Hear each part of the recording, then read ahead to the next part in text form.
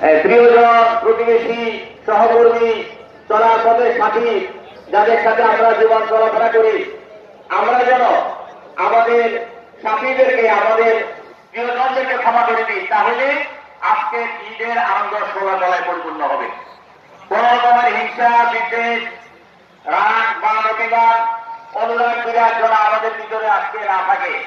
আমরা সকলেই এক কাতারে দাঁড়িয়ে, সকলেই ভাতৃত্ববোধের বন্ধনে আবদ্ধ হয়ে আজকের এই উদযাপন করলে তাহলে আমাদের আজকের ঈদের তাৎপর্য ঈদ এবং সফল হবে, সার্থক হবে। যদি আমাদের ভিতরে আজকের দিনেও কোন ধরনের মনোমালিন্য, মনে কষ্ট বা রাগ বিরাগ, অনুরাগ বা অভিযান থাকে, তাহলে আজকের ঈদ আমাদের জন্য যথাযথ আনন্দ বয়ে আনবে না। সম্মানিত সুধী মন্ডলী, মহাজন হাজিরিন, আমাদের রমজান মাসের সিয়াম আসতে বলা হয় সিয়াম।